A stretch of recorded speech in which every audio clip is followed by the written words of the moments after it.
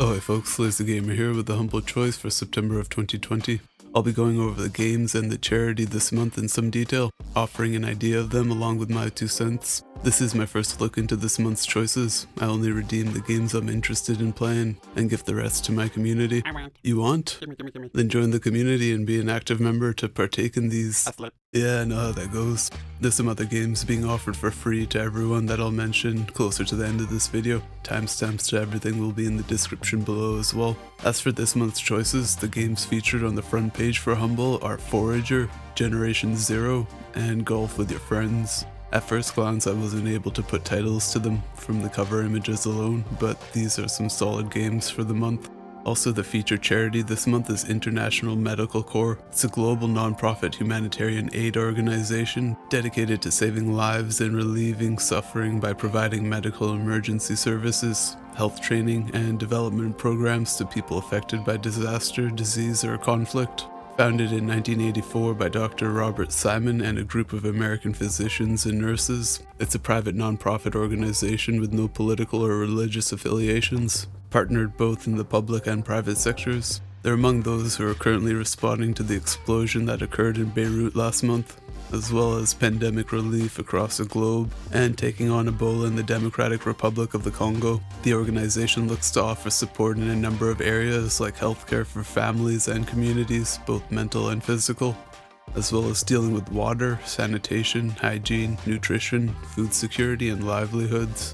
Their website will be linked in the description below if you'd like to check them out in more detail, internationalmedicalcorps.org. Overall, seems legitimate, tackling situations that hit closer to home. Donating to charity is definitely a large part of the reason I'm signed up for Humble Choice myself, making it a lot easier in doing so and not limiting it to just a single or handful of organizations. Personally glad to know that some of my money's going towards helping others in need.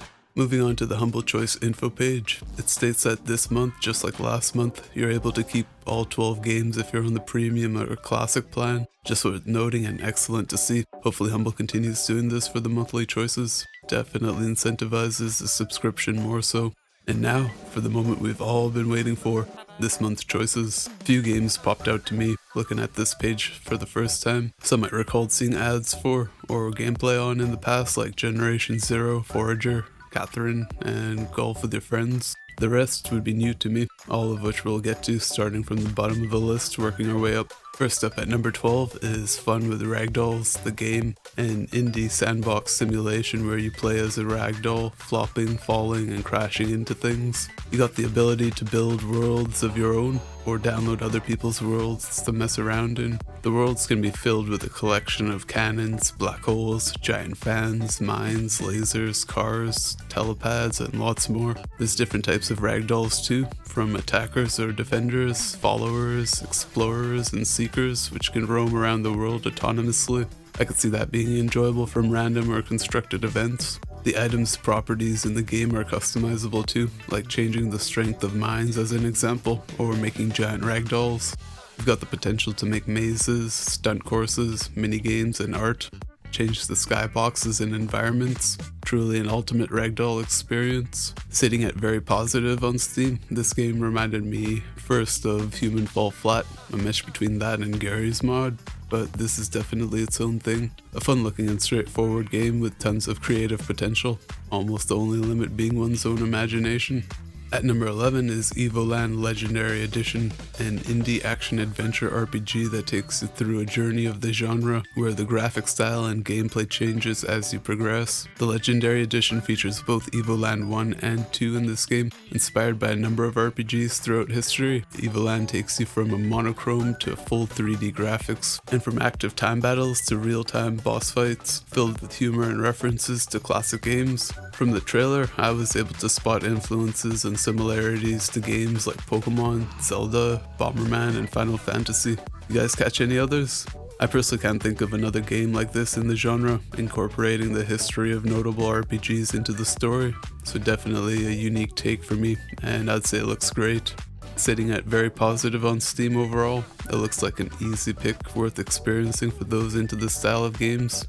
Up at number 10 is the Shapeshifting Detective. a supernatural noir murder mystery FMV where you play as a detective who can shapeshift into other characters, allowing you to unlock secret conversations and private encounters. The story goes Dorota Shaw is dead, and the prime suspects are 3 tarot readers with the uncanny ability to predict murder or commit it. It's your job to find out what else they know, but they won't reveal the dark secrets to just anyone. Luckily, you can be anyone you want to be, even the next victim. The game features over 1600 full HD responses, a simple questioning interface with unique delete mechanic, and a randomly chosen murderer at the start of the game. Sitting at mostly positive overall, it looks like an interesting game. I haven't played one like this with real actors, closest being Beyond Two Souls. Wouldn't mind giving this type of game a go, but I could do without the sexual content in this one. Honestly, surprised to see games with nudity being offered in Humble Choice. I can't recall a month in the past that has, but I might be wrong there. Still, a pick worth gifting to someone more interested.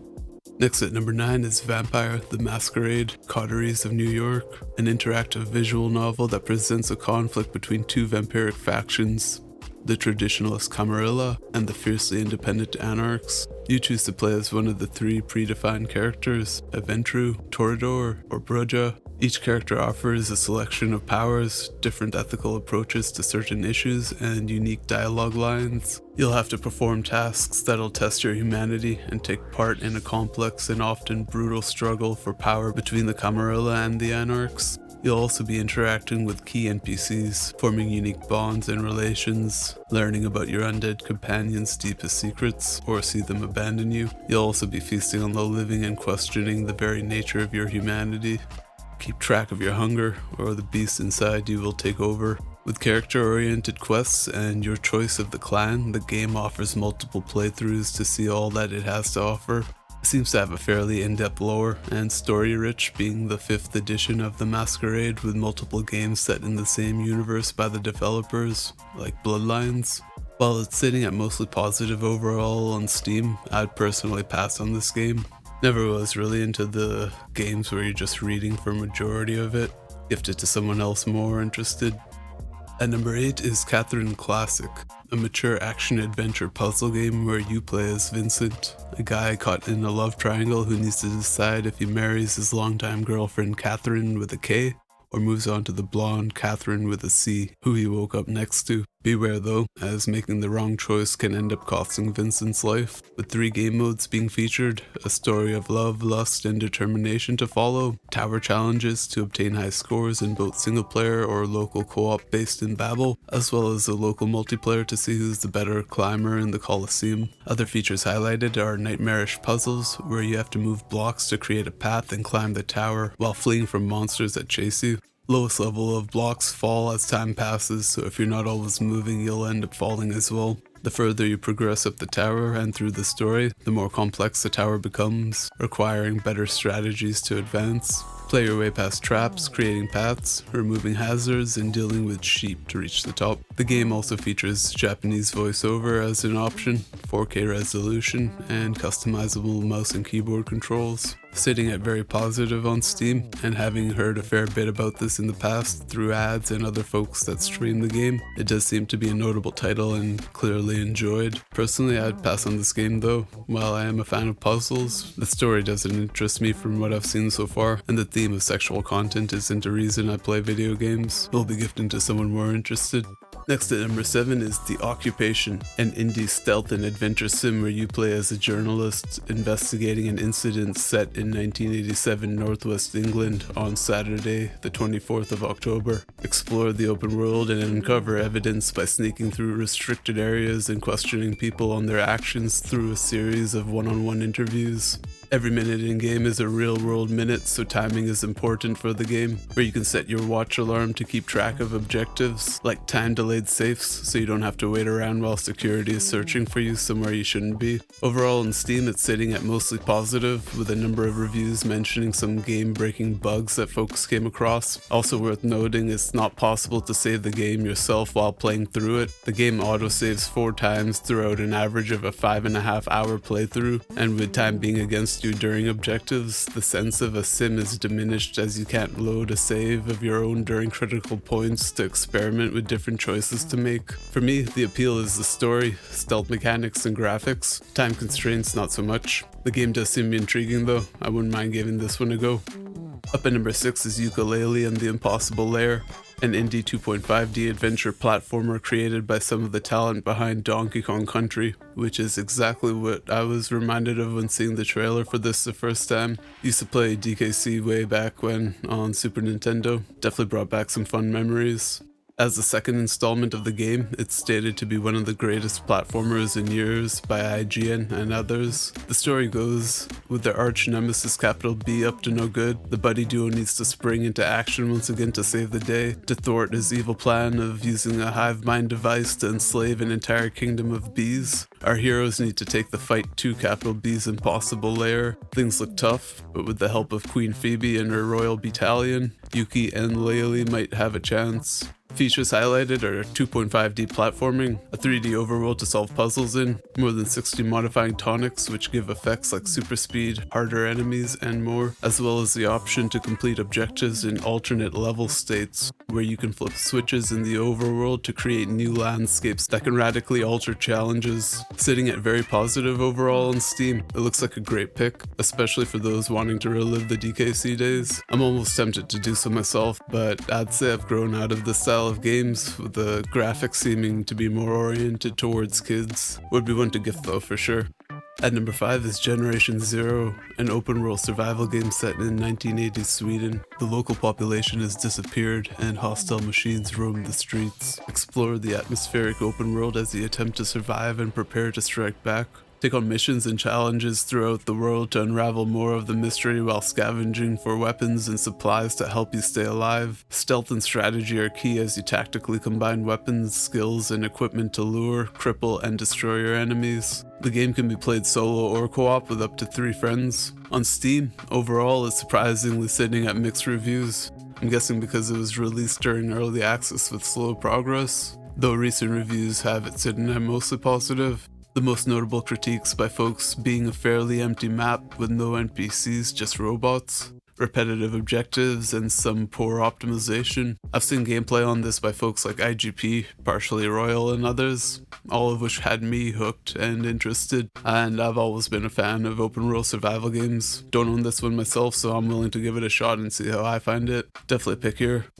At number 4 is Lethal League Blaze, an indie arcade-style high speedball game with unique characters and an upbeat soundtrack. The goal is to beat your opponents with the ball rather than attacking them directly. You're able to manipulate the ball, change its angle, and use your character's special moves to surprise them. Every strike speeds up the ball, reaching extreme velocities. The story for the game goes, in Shine City, the anti-gravity ball game has long been illegal. The group who kept playing was dubbed the Lethal League. Even now, with their sport pushed underground, players and crews compete in the league for challenge and respect. Features for the game highlighted are a single player or up to 4 players both locally and online, a story mode for single player, easy to pick up but hard to master type of gameplay, tons of unlockable extras and secrets like new modes, stages, and the soundtrack, modes and options like preferred playstyles dealing with HP, one-shot kills, or points and wicked tracks. That's the 3rd time the description spoke of its soundtrack, so I gave it a listen,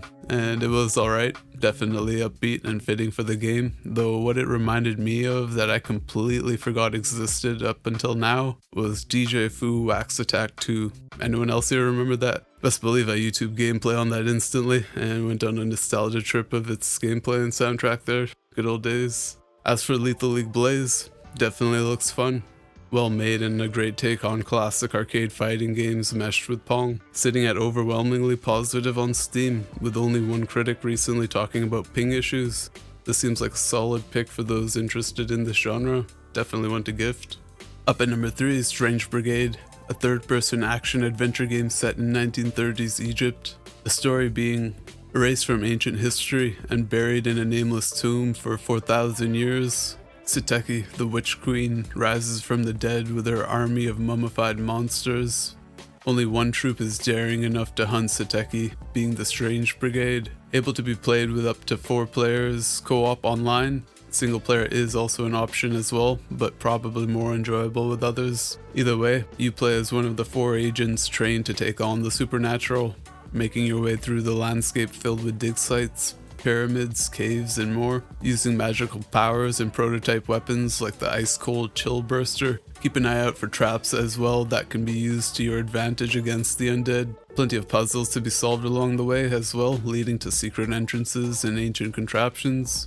The game offers 2 extra modes as well for up to 4 players, being a fast-paced score attack and waves of foes in a horde mode. Overall on Steam it's reviewed very positive, with the main critic being not enough people playing the game, making online lobbies empty and being somewhat overpriced. I'd say it looks well made and no longer overpriced if grabbing it in this bundle, so the game may see some traction thanks to being part of this month's choices for online gameplay. Reminds me of Tomb Raider with its own twist, one to gift for sure. At number 2 is Golf with Your Friends, a casual multiplayer game you can play online with friends with up to 12 people in a game. It also comes with the Caddy Pack DLC, which includes aesthetics for your golf ball and the original soundtrack. Straightforward with what the game is, you've got a variety of themed courses you play on, power-ups like freezing, turning balls into cubes, or trapping them in honey. There's 3 game modes as well, being classic mini golf, shoot for the pars in hoops, or swap the hole for a goal in hockey. It's also possible to design your own levels and share them. Very positive overall on Steam. It definitely looks fun, and I'll be grabbing this one myself for like chill streams to play on, maybe with you folks. I'll see, maybe try to make friends, or I'll just be the odd one out, joining all the random lobbies. And finally at number 1 is Forager, a 2D open world survival crafting game inspired by Stardew Valley, Terraria, and Zelda. The gist is to gather, collect, and manage resources to end up crafting structures and items to progress. You're able to build your own base, buy land to expand and explore, offering 5 different biomes. There's a level system with new skills, abilities, and blueprints to be learned. Solve puzzles, find secrets, and raid dungeons. All in all, play how you want, do what you want in the game. It's open-ended like that, which I'm a fan of. On Steam it's at very positive overall, with only a few critics disliking the harvesting mechanics. I personally find this to be looking really good for what it is. Plenty of detail to a 2D game. They seem to nail the feel to it too. Really tempted to pick this up for myself, but I'm still just not a fan of 2D graphics anymore. Regardless, I'd say it's definitely one of the better games in this bundle. Now as for this month's extras, they would be Alt 254 and a sneak peek at Carto. So first up, Alt 254. Its description reads it to be an open world adventure and action game where exploration will play an important role. Discovering new areas, deciphering mysteries, and defeating enemies will be a fundamental part of Alt 254's journey. The adventure will take place in a huge world prepared to be discovered by any lover of exploration. It's completely accessible from the beginning and won't have any closed areas beyond those restricted by the game's own mechanics.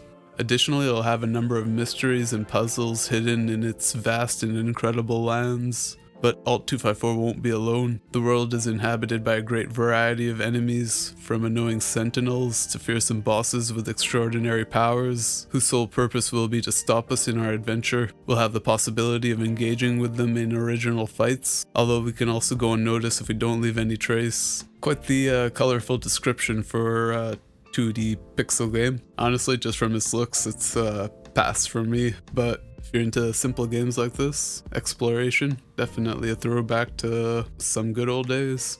As for Carto, its description reading it being a chill adventure game wrapped around a unique world-shifting puzzle mechanic, uses power to explore mysterious lands, help a quirky cast of new friends, and guide Carto on her journey home. Features highlighted would be unique puzzle and exploration mechanics, uncover secrets and solve environmental puzzles, bask in lush, hand-drawn visuals and relaxed tunes, meet new friends and help them solve their problems, and journey through different biomes. This one definitely looks a lot more enjoyable. I personally like its art style. Unfortunately, it's just a sneak peek though. It's being released on PC and console October 27th of 2020. Personally, still haven't bothered with the extras myself, but once again, kudos to developers completing a game and getting it published. All in all, my 2 cents towards this month's humble choice is that it is great. I'd say it's on par with last month, which were a great selection too. While there are a few games that I don't care to see in there, being the ones featuring and based around sexual content like Catherine and the Shapeshifting Detective, I do get that it's a popular niche and a pick for plenty of folks. Still, I'd definitely be grabbing this month, with my personal top 3 picks being Generation Zero, Forager, and The Occupation. Now with the overview wrapped up, here's a number of games being offered for free while supplies last. Courtesy of Epic Games, at the moment, Into the Breach, 3 out of 10 Episode 5, Diabolical, Spellbreak, and a Borderlands 2 DLC are all up for grabs. Diabolical and Spellbreak, however, do have some pricey add-ons to them, so may want to consider passing on those if you're not getting a full experience. Also, Indie Gala is offering Silent Gentleman as a DRM free game. Check them out if you will. Links to all the games will be in the description. Aside from that, I'll mention I do give some of these games to active members of the community. Feel free to join the Discord and get acquainted. Still a small community with plenty of room to grow. Like to see it turn into something worthwhile where like gamers, artists, and musicians can connect. Potentially get like regular events and contests going, dealing with anything creative, like online servers for games for the community. I did used to produce a lot of music too, been getting back into that slowly, so maybe like remix competitions and such. But if you enjoy anything creative, definitely feel free to join. Regardless, I hope this video was of some benefit. I appreciate you folks tuning in. Take it easy and